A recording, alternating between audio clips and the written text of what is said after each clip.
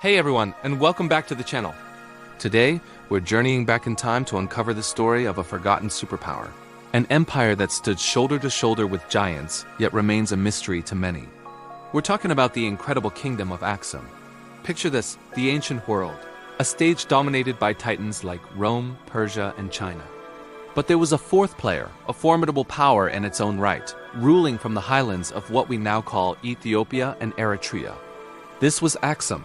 For centuries, it was a name whispered with respect in the courts of emperors and kings. So, why has it faded from our history books? Let's dive in and find out. The secret to Aksum's immense power and wealth lay in its strategic location. Perched perfectly at the crossroads of Africa, Arabia, and the Indian Ocean, Aksum became the master of the Red Sea. Imagine bustling ports, ships laden with ivory, gold, emeralds, and exotic spices.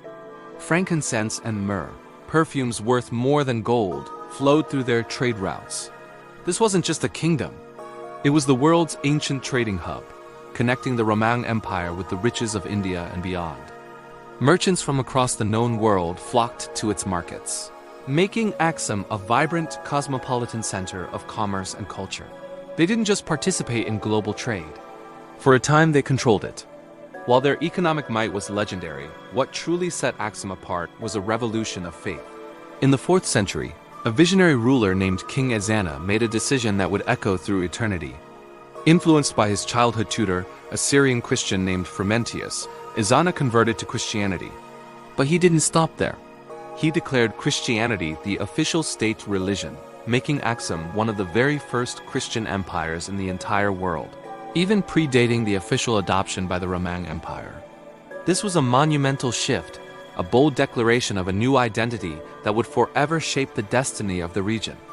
And it's here that we encounter one of history's most profound and enduring mysteries.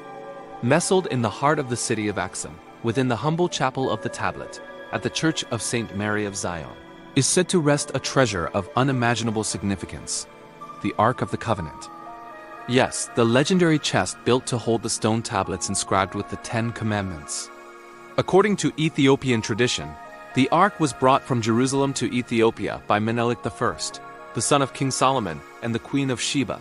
For millennia, a single sworn guardian has dedicated his life to protecting it, never leaving the chapel grounds. No one else is permitted to see it. While historians and theologians debate its authenticity, for millions of Ethiopian Orthodox Christians, this isn't a myth. It's the sacred heart of their faith, a living connection to the ancient world, hidden in plain sight. Aksum's devotion to its new faith wasn't just a matter of royal decree.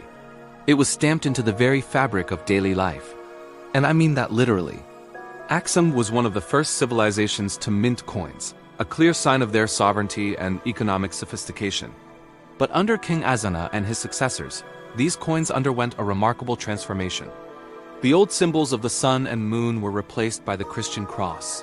For the first time in history, the cross appeared on a nation's currency. Imagine a Roman merchant in a bustling Aksumite market, holding a gold coin.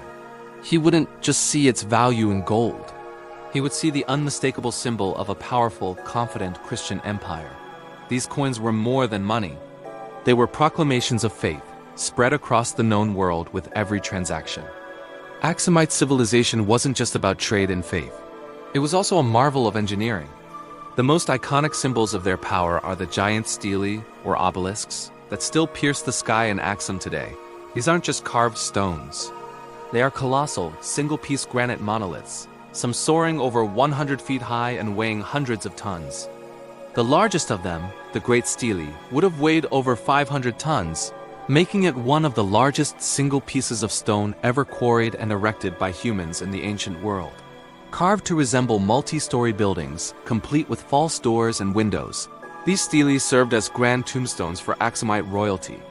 How did an ancient society, without modern technology, quarry, transport, and raise these stone giants? It remains a testament to their incredible ingenuity and organizational skill, a puzzle that continues to fascinate engineers and historians. So, what happened to this mighty empire? Why did Aksum, a power that once rivaled Rome, begin to fade? The answer, once again, lies with the sea. The rise of new powers in the Arabian Peninsula during the 7th century led to a shift in global dynamics.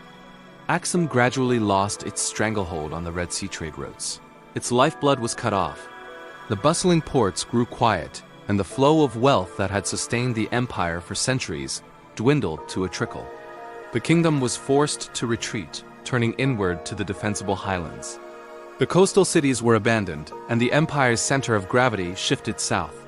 The once great international power became more isolated, its global voice fading into a regional whisper. The Forgotten Kingdom began its long slumber. But the story of Aksum doesn't end with its decline. Though the empire fell, its spirit endured. The legacy of Aksum is not found in crumbling ruins alone.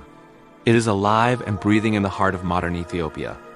The Ethiopian Orthodox Tewahedo Church, one of the oldest Christian denominations in the world, is a direct descendant of the faith established by King Izana. The unique Ge'ez script, used to write their epic histories and religious texts, is still the liturgical language of the church today. The deep-seated traditions, the vibrant religious festivals, and the profound sense of a unique, ancient identity that defines Ethiopian culture all trace their roots back to the glory of Aksum. It is the bedrock upon which the nation was built, a spiritual and cultural inheritance that continues to shape millions of lives. So the next time you think of the great ancient empires, remember the fourth power. Remember Aksum, an empire of towering stele and world-changing faith. A kingdom that mastered global trade routes, minted the first coins bearing the cross, and claims to guard humanity's most sacred relic. It may be a forgotten kingdom in our textbooks, but its legacy is an incredible story of faith, power, and resilience that deserves to be told and remembered. Thank you so much for joining me on this journey into the past. If you enjoyed this exploration of a lost empire, please hit that like button and don't forget to subscribe and turn on notifications so you won't miss our next adventure. Let us know in the comments which forgotten civilization you'd like us to explore next. Until then, stay curious,